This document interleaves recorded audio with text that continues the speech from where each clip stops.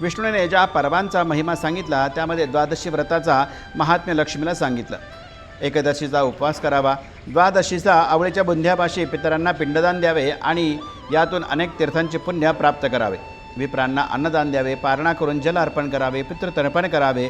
त्या तिथीला शेतामध्ये काम करू नये, वाहनाने प्रवास करू नये, भूमीचे दान करावे, उत्तम वस्त्र परिधान करावे, कपिला गायीचे दान करावे. असे अनेक गोष्टींचे दानाची विशेष महत्त्व द्वादशीच्या दिवशीचे आहे.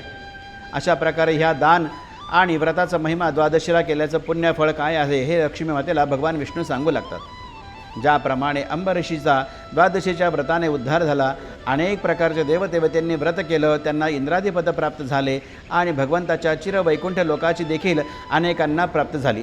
ज्या प्रकारे ज्या ज्या भावना धरून मनामध्ये द्वादशीचं व्रत ज्या लोकांनी अर्पण केलं, आचरण केलं, त्यांना या द्वादशीच्या पुण्याच्या प्रभावाने अनंत प्रकारच्या पुण्याची फलप्राप्ती झाली.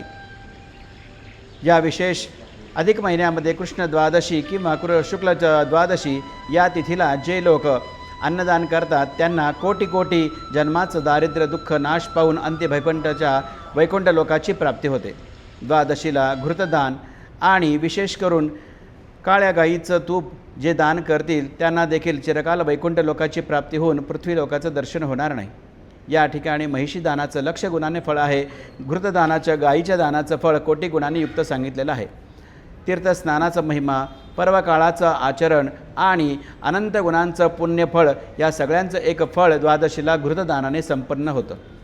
म्हणून या द्वादशीच्या दिवशी अन्नदान आणि घृतदान असं दोन्हीही करावं असं लक्ष्मी मातेला भगवंताने द्वादशीच्या या महिमेचं वर्णन करून 19व्या अध्यायामध्ये सांगितलं आहे. पुढे कुठल्या प्रकारची दानं किंवा कुठल्या प्रकारचं आचरण मनुष्याने करावं या आणि पुरुषोत्तम भगवंताची कृपा प्राप्त करावी याचं विस्तृत वर्णन भगवंत लक्ष्मी मातेला सांगत आहेत. पुरुषोत्तम भगवान की जय.